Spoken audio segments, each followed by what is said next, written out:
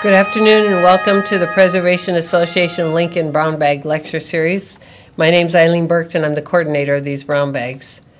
Our lecture today is sponsored by the Preservation Association of Lincoln.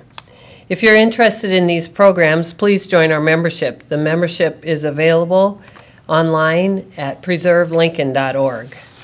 Our speakers today are Lynn Johnson and Karen Nalow. Lynn Johnson is the director of the City of Lincoln Parks and Recreation Department since 2000. Lynn's educational background is in landscape architecture with degrees from Washington State University and Kansas State University. Karen Nalow is in the landscape architecture department at the Clerk Enersen Partners, and she's been there for 9 years. And she's a graduate of the Bachelor's of Landscape Architecture program at Kansas State University. Please join me, the topic today is Revitalizing Nebraska's Centennial Mall. Please join me in welcoming Lynn and Karen.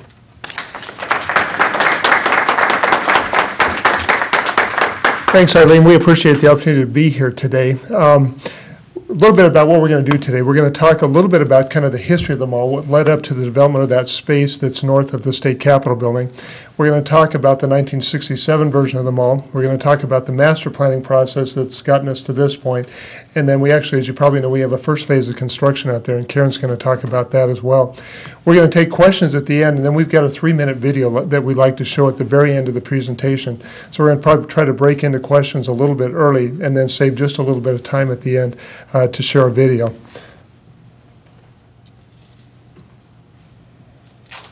Starting with the history of the mall, we're going to go back to 1867, and the image that's on the screen is the original plat of the town site of the city of Lincoln. I think everybody probably knows that originally this was Lancaster, and then when the community was selected, or when this was selected as the site for the state capitol, then there was a new plat that was developed.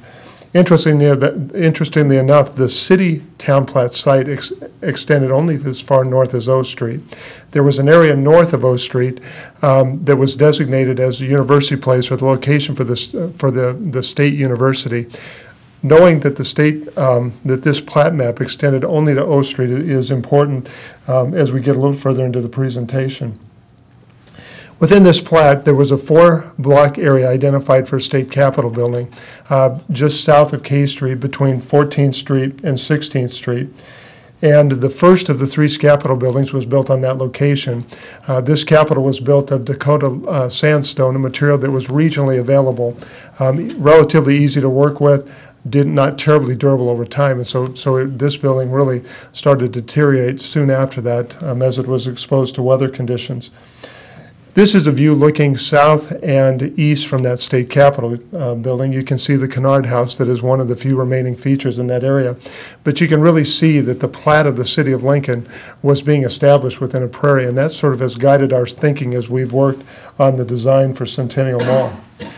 This is a colored up version of the plat map, and if Ed Zimmer was standing here, he would say that this is the 3rd grade version of this presentation.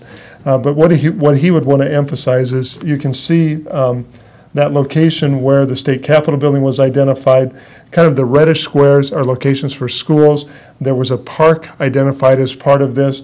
And then you can see University Hall is identified in the upper portion of the screen in the northern portion.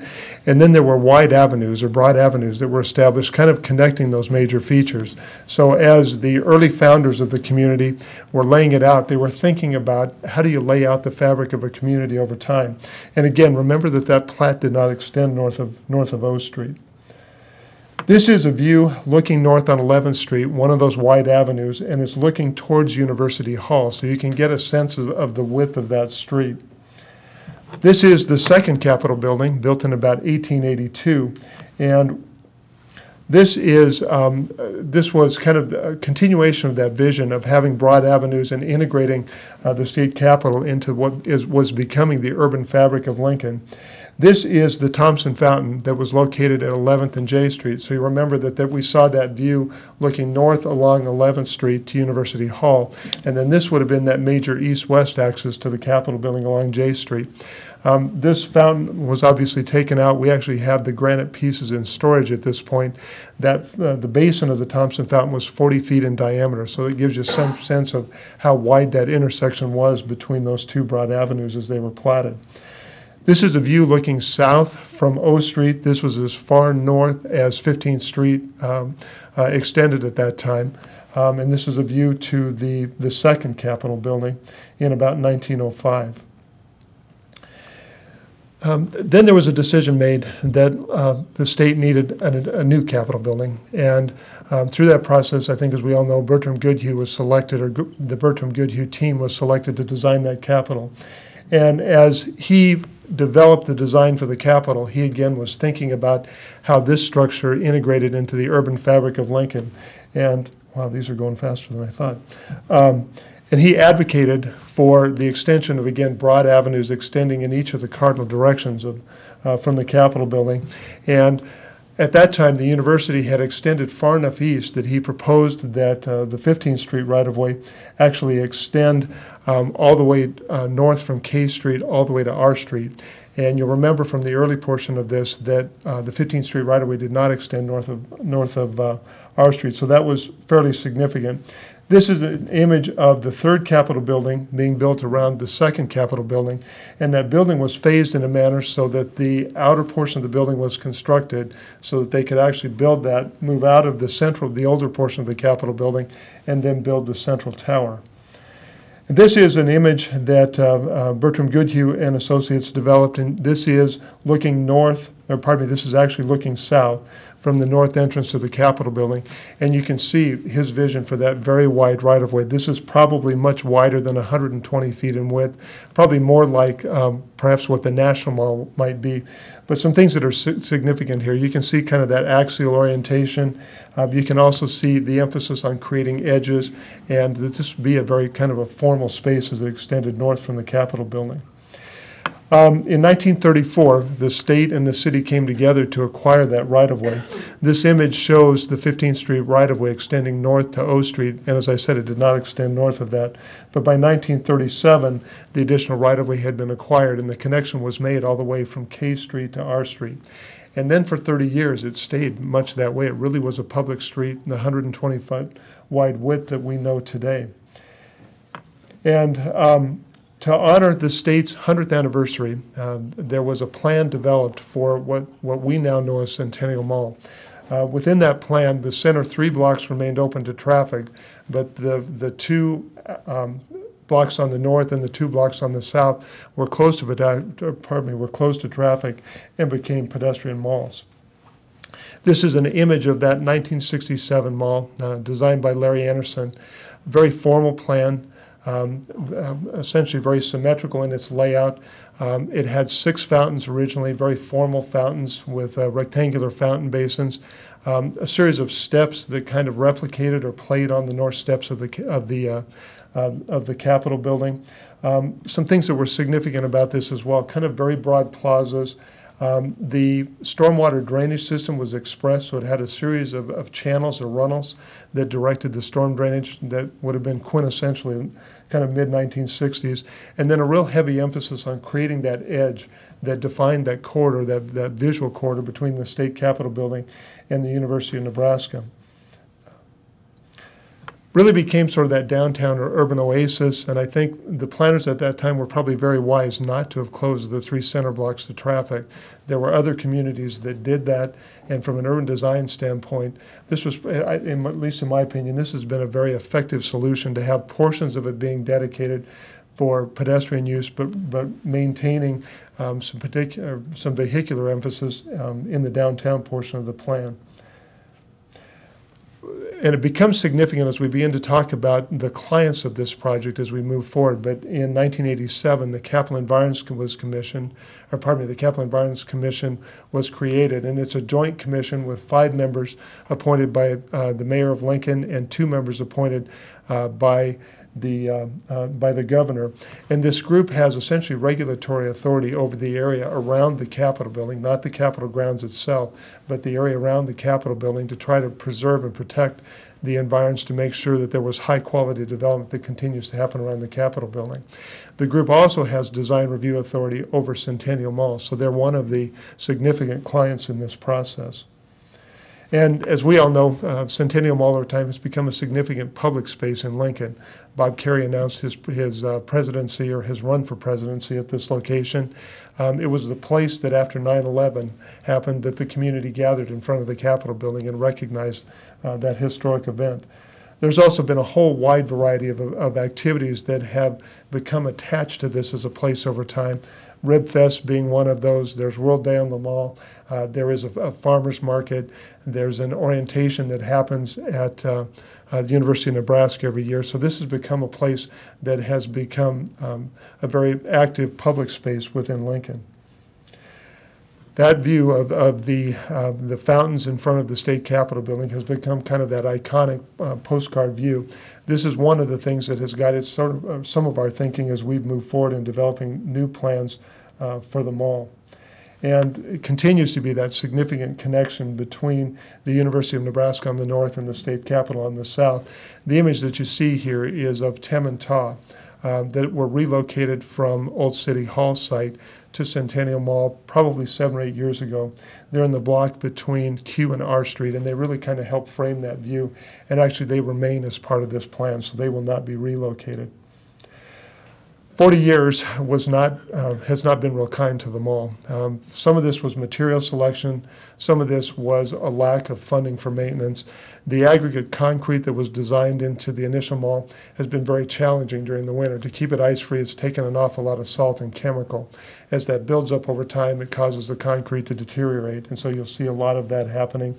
The trees were planted in tree boxes, and so and you'll see in some images where the roots of those big red oaks actually filled those entire boxes and then cracked them. And so what would have been very large red oaks over time have now sort of become bonsai red oaks. And 5 out of the 6 fountains are no longer operational. We kind of go to great efforts to keep that south fountain operational to kind of make sure that that image remains. Interestingly enough, there was accessibility or handicap accessibility designed into the mall. It was designed on the edges, and you had to take kind of a zigzag path, but it was actually pretty forward-thinking to think about people with mobility limitations in this design. One of the significant challenges, though, was that number of steps. You can imagine that when we have a snowstorm, that it takes a significant amount of hand labor to clear those steps. And so those are some of the things that we've tried to take into consideration in the design process for the new mall. During probably the mid-1990s, there was a recognition that the mall was going to need a major renovation. And actually in 1996, and Bob can help me with this to make sure, but in 1996 was the first money that was appropriated for the renovation of the state capitol building. And then following that, the city and the state came together and worked on a master plan or commissioned a master plan for the renovation of Centennial Mall. The design team that was selected here was EDA out of Denver, out of Colorado, and locally BVH Architects. And what they developed was a very grand vision for what Centennial Mall could be. Some of these ideas we've carried forward. There was a vision that on the south end, the state capitol building sort of represented government and a coming together of people. The north end with the university and Morrill Hall and with the State Historical Society kind of represents that collection of the state's natural history and also the state's cultural history. So this vision was 2 broad pathways. Go one more. 2 broad pathways that would connect on the north, connect on the south. One would focus on telling the story of Nebraska's natural history. One would focus on telling the story of Nebraska's social or cultural history. And we've continued to carry that idea of telling that history as part of this project into the future versions of the master planning effort.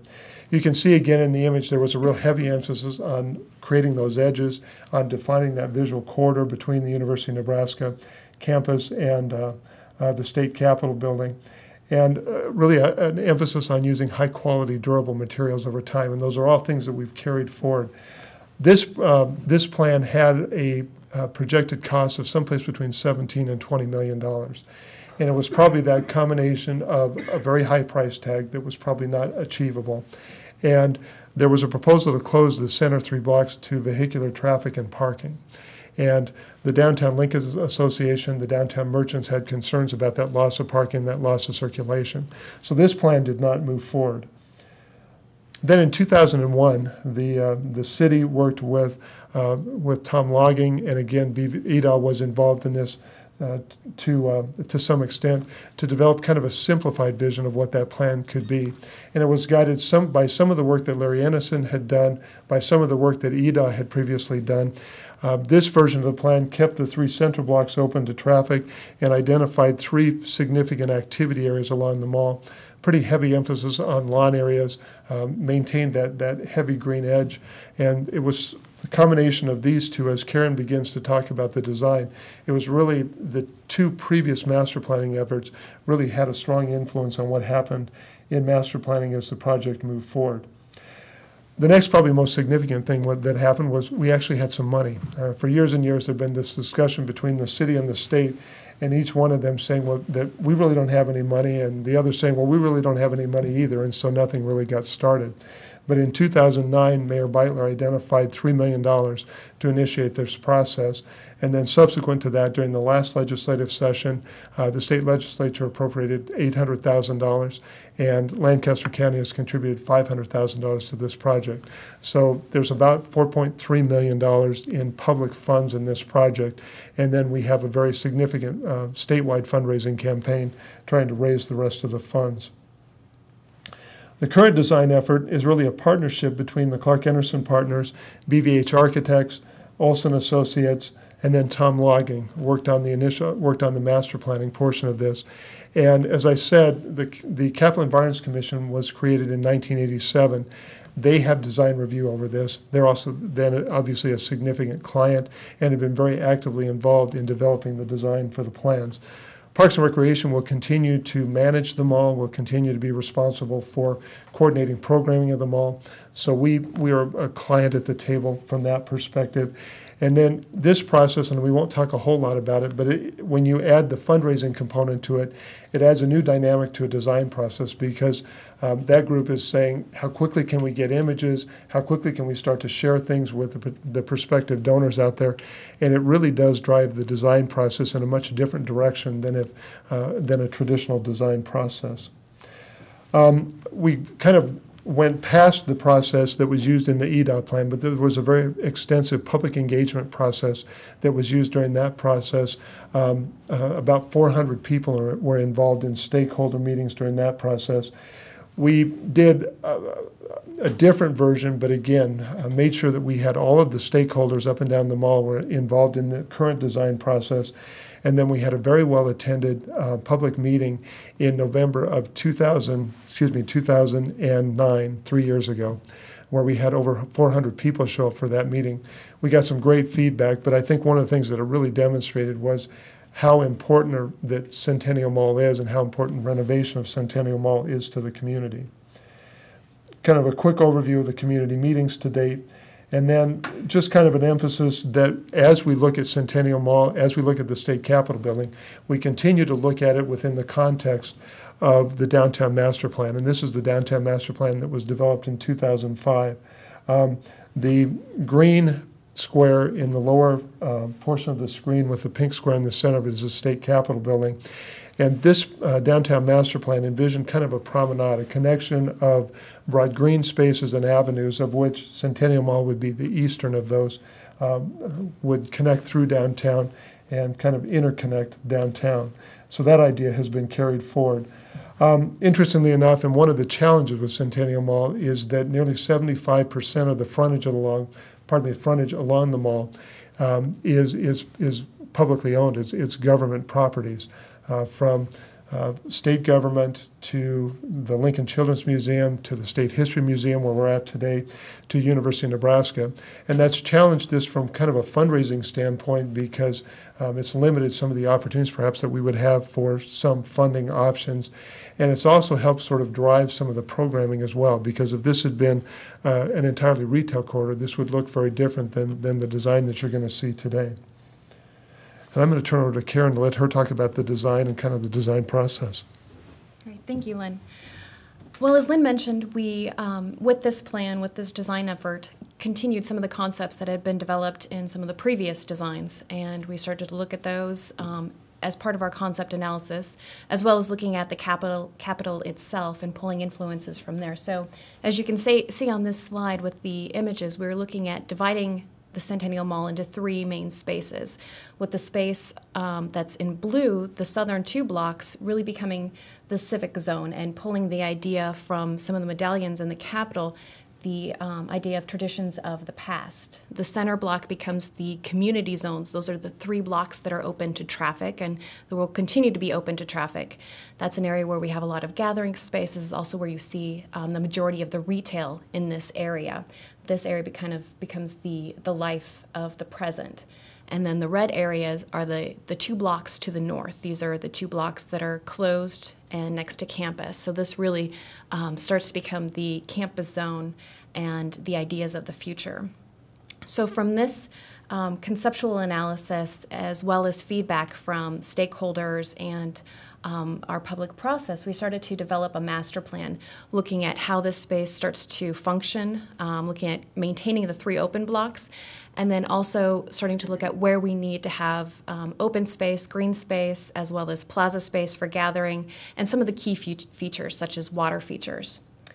From here, we started to really refine what our design requirements are, looking at the idea of that this space needs to be functional. We need to have a space that is not only accessible, but that we have the amount of open space that is needed for festivals and for gathering spaces. We also needed to create a very safe environment. Looking at pedestrian lighting, also looking at the pavement types, making sure that this is a very comfortable environment for people, as well as a very sustainable environment, looking at stormwater, looking at our energy uses, things like that. So those started to influence our design. And through this, we started to take that conceptual analysis and really start to go into more detail with the help of Ed Zimmer, looking at a thematic development similar to the Capitol and how that can be applied to these 7 blocks. So on the south side, the blue circle, this is part of the civic blocks, and we're focusing on we the people. As we move north, the next block is Our Home Nebraska, focusing on our natural resources. And then we move into the 3 open blocks. Again, this is our community area where you do have a lot of pedestrian traffic and a lot of that movement from retail areas. And from there, we move into the 2 northern blocks where we really start to become part of campus. And this is the idea of sparking the good life, or the idea of the Children's Museum on the south side, that youth, that energy, the imagination, and campus on the north side where you have that innovation. So imagination to innovation. So from here, I'm going to kind of go through some slides where we'll discuss the thematic development in a little bit more detail and also show some of the images that we developed for the fundraising team. So this is an image where you're looking north on the 2 southern blocks. You can see in the very lower area what is a fountain and a lot of plaza space, and from there we move into some of the green space. This is the block from K to L.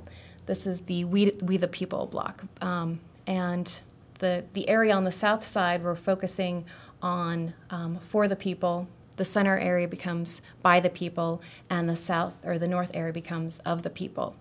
And the idea that these themes can start to be reflected in the pavement pattern itself, and it can also become in the direction that we take to select quotes and images that can be inscribed on the walls and some of the other features throughout the site. As we look at this block, I'm also going to explain a few of the details that are found not only on this block, but on all 7 blocks. So as Lynn mentioned, some of the continuing themes the idea of this strong edge that focuses you back to the Capitol. So we have overstory trees that line both sides, both the east and the west side, that direct your view back to the Capitol. And on the inside of those trees, you can see we have walkways on both sides. These are the accessible walkways. These are the accessible paths that will take you all the way from the Capitol north to the university.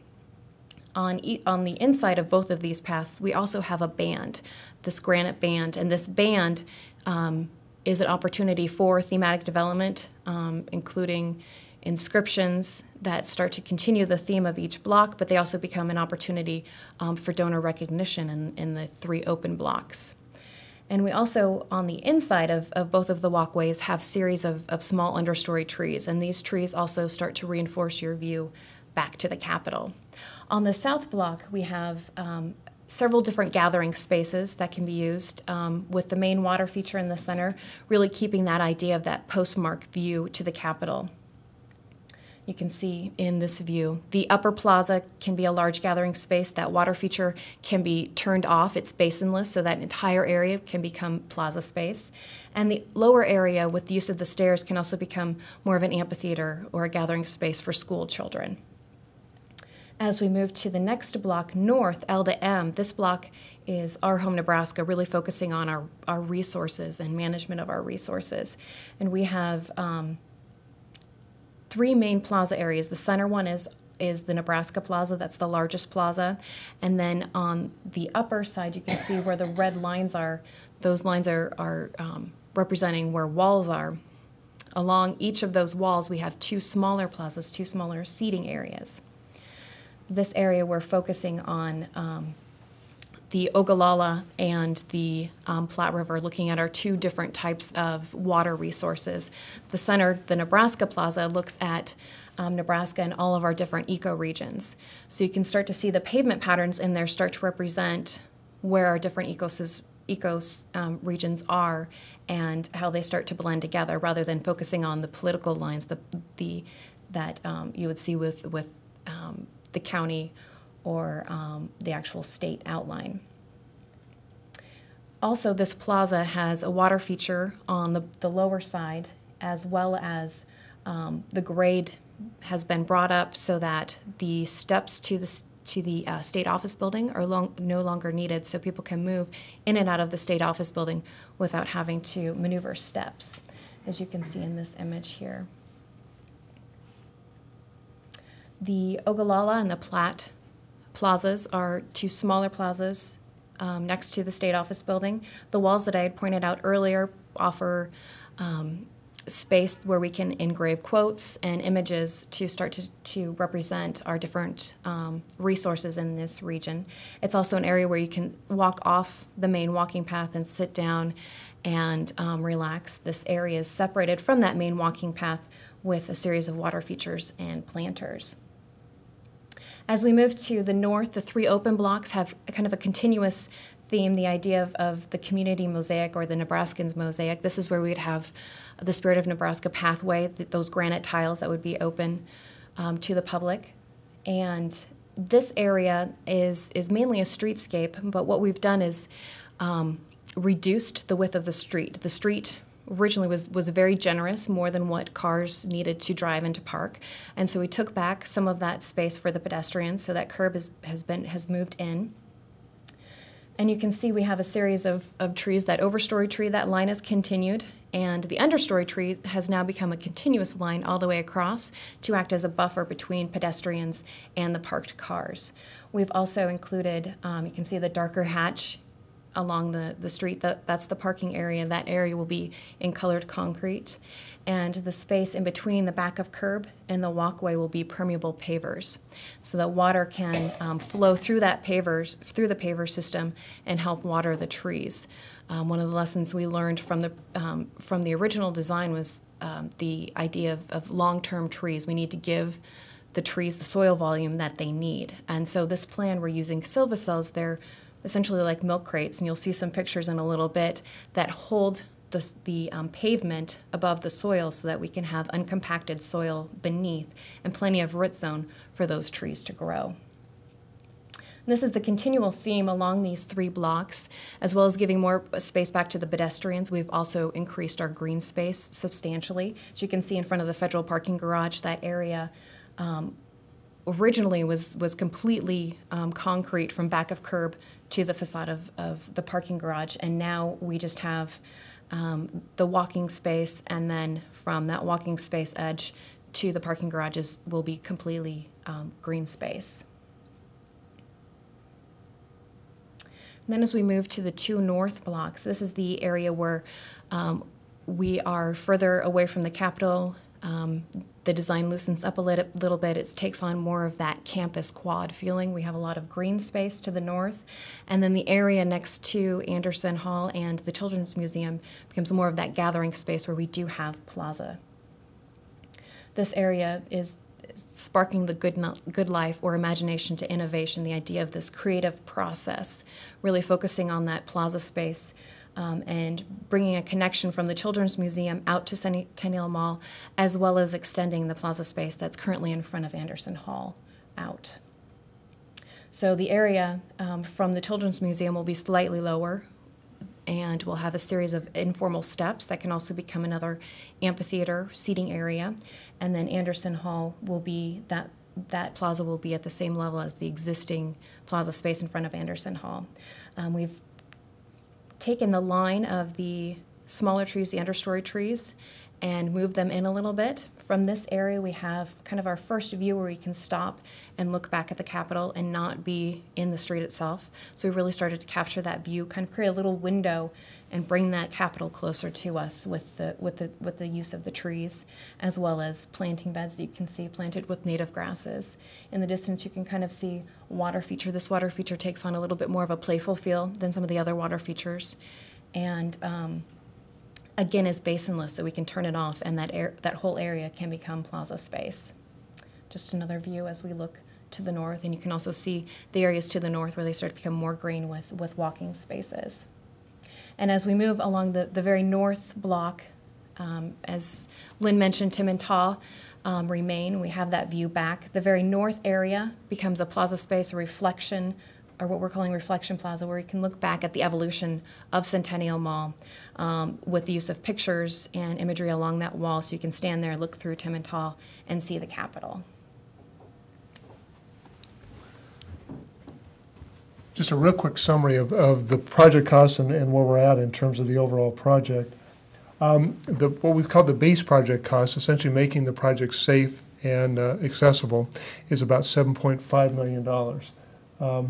Then we were able to secure some grants that funded the silver cells, as Karen mentioned, as part of the stormwater management functions on the mall, and then also some funding that we were able to do LED lighting, so we were able to do some alternative energy forms on the mall as well. The value of those grants was about $550,000, and then guided by what we learned from the 1967 mall, there was never really funding in place to provide for future repair and replacements on the mall, which was necessary. So the capital campaign has a $1.5 million endowment built into it. So the total project cost is about $9.6 million. I'll let you know that at this point we're at about $7.1 million in terms of funds in hand, and we still have $2.5 million to raise, and we're very active in this, very actively involved in the fundraising campaign to raise those funds. And really that will affect us a little bit in terms of the timing for the next phase of construction. Because of some downtown street work that was happening, we moved ahead with this first phase that Carol will show you some photos of, and then we're waiting to finalize the fundraising before we initiate that construction of that second phase of the project. And if you're interested or have an interest in more information about the fundraising campaign, there is a website that's been established, and that website is necentennialmall.org, and lots of information about how you can get involved and how you can contribute. And we want to talk just a little bit about a significant piece of this. One of the things that we really felt a significant responsibility to do was tell Nebraska's story as part of this project. You saw that idea established in the initial plan that was developed by the EDA BVH plan, and we've carried that idea forward. And Karen mentioned the granite bands that are on either side of the pathway. or either side of the twin walkways on either side of the mall. Those are areas where we can tell the stories of significant Nebraskans, where we can tell the stories of innovators and entrepreneurs who have affected our state now and in the future, where people whose grandparents had a farm in Johnson County can be recognized in that space as well. And we borrowed heavily from the Capitol building again in developing those. We said that the Capital Environments Commission was one of the significant clients on this project. Those of you who know Cecil Stewart, as he's thinking about his sustainability, he has these 5 domains of sustainability, and we took those and they become motifs at the upper corner, upper left-hand corner of each one of the tiles. So the environmental is the head of the bison. The sociocultural is the Thunderbird from the Capitol building dome. Technological is the plowshare from a number of locations inside the Capitol building. Economic is the ears of corn, and there are, again, lots of ears of corn in the Capitol building. And then public policy from the scales of justice that are within the Capitol building. And those get incorporated into each one of these tiles. And there are 2 different types. There's the granite tiles that will have the hometown or the location where either the organization or the family is or the person is from. Within this shows 2 lines of text. There'll actually be 3 lines of text. And then there's a couple of sizes of bronze tiles where we can actually tell a little bit more of the story because we've got more characters to be able to do those. And those come 2 different sizes, either 18 by 18 or this larger 18 by 36 inch size. Let Karen talk a little bit about site furniture. Well, as Lynn mentioned, we borrowed heavily from the Capitol, and when it came to site furniture, we went to the Capitol to get some of the cues for the design. This is a grate that's found in the rotunda, and you can kind of see the outside pattern is found throughout the Capitol, and this became the influence for our tree grates that are located. And the tree grates are a continuation of those tile bands. You can see in this image on either side of the tree grate is that gray square that represents the granite tile bands. And just an image of this after it's been installed. And some of the other features, we have some railing that's around the outside of the Capitol, and this started to influence our furniture design. The pattern is reappearing in the trash receptacles and recycling receptacles, an image of it as they're welding it together, as well as our benches and bollards. And this is the finished bench ready to be installed. We also looked at some influences from our Native American culture and incorporating those textures and those patterns in some of the planters that are found along the Capitol or along Centennial Mall. And we also started to look at the existing light poles that are surrounding the Capitol, not wanting to replicate them exactly, but find something that is compatible and within the same family. So you can see the one on the left is the one that is being installed currently along Centennial Mall. And as we also mentioned, sustainability has played a part in this. We wanted to look at what we could do with stormwater with the open blocks that are currently under construction. So we have a lot of stormwater in the streets that are running. We looked at collecting those and using curb cuts so that water can run directly into planters, or what we're calling bioretention cells. In those cells is a soil medium that allows the water to percolate very quickly. It also cleans the water as it goes through. From there, we've connected them with a pipe along where we have the street trees and through the silvacells. And that pipe takes that water and actually waters the tree. And this is a section kind of showing where the pipe is, but also starts to show what silvacells are. Again, they're a structure kind of like a milk crate underground. And on either side, you have compacted soil, but inside those milk crates is uncompacted soil that allows for the tree root system to go in and have the amount of air and water space that it needs. And on top of those is actually a deck system where you can set aggregate and then whatever paving you'll be using. And here we're using concrete for the walks, but directly adjacent to these trees we have permeable pavers. So we're allowing more water, some more storm water to come through and be cleaned before it makes its way back into the system. So first phase, this is what is currently under construction. Hopefully you've been out and noticed this construction for the 3 open blocks, the 3 center blocks. We do have a few photos of what's taking place. You can start to see in these photos, these are the Silva cells. So you can see the black crates. Those are the actual cells themselves. And you can kind of see in this picture by the aggregate, that's the pipe that's going to be connecting all of them and allow that water to move back and forth. And these are the decks that they're putting on top that's going to carry that load of the pavement and allow for the soil underneath to be completely uncompacted.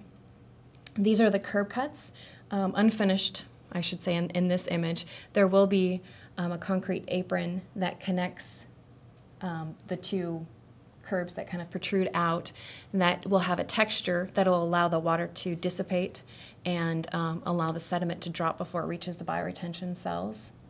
And then these are some images of, again, the tree grate and the tree pit, as well as some of the pavers and the granite tiles that are being installed. And then we have an image of one of our street lights, one of the new street lights. These are LED. The pedestrian lights are also LED. So you can see with the street lights, you get a much thinner profile, which also helps them disappear from view as you're looking back to the Capitol. And then another image of the pavers, the concrete walk, and that granite band that's in between them.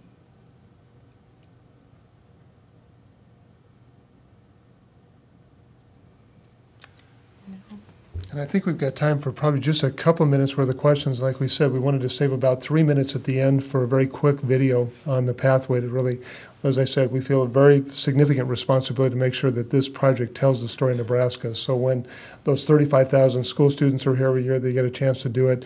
When people are visiting the city of Lincoln, they can come and learn about the story of Nebraska. Questions? I have a question about plant material choices and what kind of trees you're using and other materials. Let Karen talk a little bit about that. We said that Lincoln was platted within a prairie, so a lot of landscaping is going to be either indigenous or adapted to this. So you'll see native grasses. The trees on the outside, the large overstory trees that frame that vista are probably either all red oaks or they may be red oaks in combination with some other native trees. And then the smaller ornamental trees are a combination of flowering pears and Japanese tree lilac. So not native, but certainly adapted and do well here. But much of the landscaping is really intended to be native prairie or prairie type landscape. Right, we wanted to find species that were going to do well in these urban conditions. They're going to be exposed to salt, a lot of chemicals and pollutants from the street. So we did look at a lot of the native grasses, and in the bioretention cells we're also looking at different sedges and a lot of plant material that can handle that inundation of water, and then also some of the drought periods that they will see. As part of the irrigation system, we do have irrigation in this area, but it is based off of a soil moisture sensor that will just let it know when the soil has gotten too dry and it needs to run. Probably time for one more question, and then we'll get to the video if that's okay. Bob? Do you have a sense of the timing on when the landscape material may go in? Great question. Yeah, the hardscape improvements should all be finished before the end of this calendar year. They're finishing up the work between M and O Street almost as we speak, essentially, and then they'll move in that area between O and P Street. And then we actually decided that it made some sense, partly because of the weather and partly because of the timing of completion of construction, to wait and do the landscaping next spring. So the street trees and all of the perennials and the rain garden plantings, as Karen mentioned, will happen in the spring. Will that tie into improvements as well in the 2 end blocks, the 4 blocks, 2 at each end? If everything goes well, and if we continue to be successful in fundraising, we're hoping to have construction documents out to bid early next year, and that then construction would happen probably in about a year is what we're thinking right now, and then the landscaping, if that was the case, would happen probably in the spring of 2014. Is that? The big goal here is to have this finished by 2017. So we've got some fundraising to do, and we've got some construction to do, and we've got some landscape establishment to get accomplished. But we think this is a place where Nebraska comes together to party for the 150th celebration of the statehood of Nebraska. Time enough for, we've got a 3-minute video, and looks like we may finish right at 1 o'clock. And what this video does, I think, is it does a good job of describing the Pathway program, and gives you some sense of kind of the vision. And there's some amazing images here of the sower being lifted up and placed on the top of the Capitol building. So, a great story.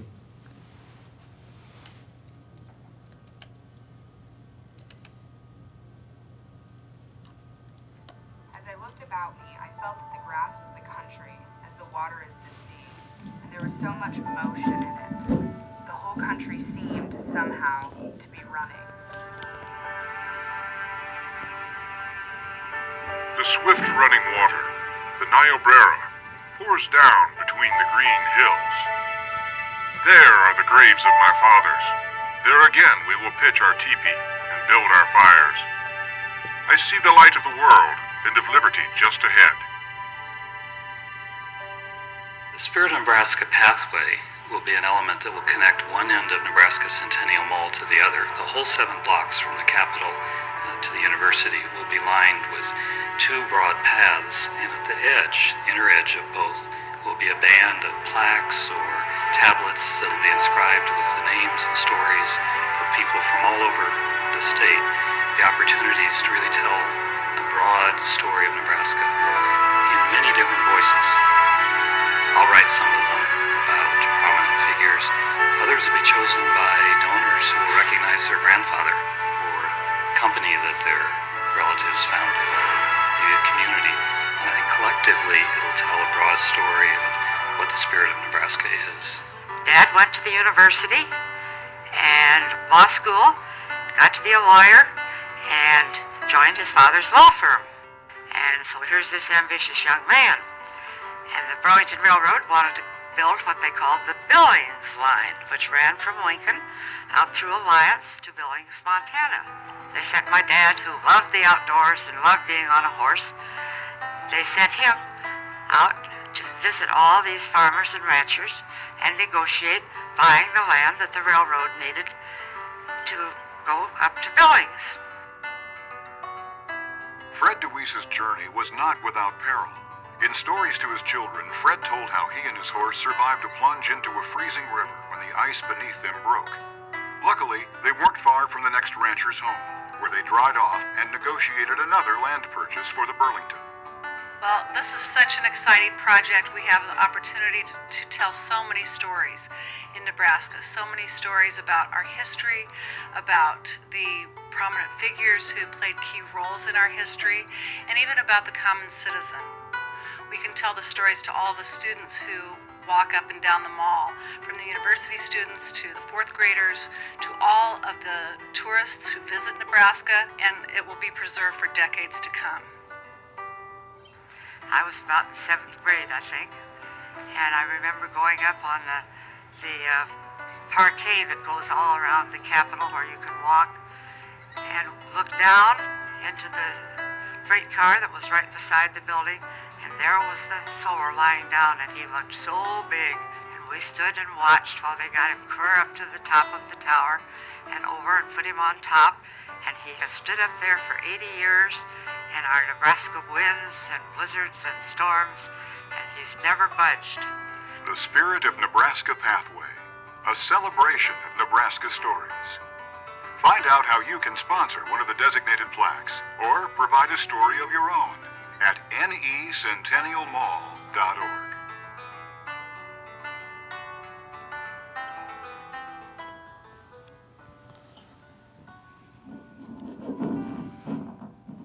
Thank you very much. We appreciate the opportunity to be here today.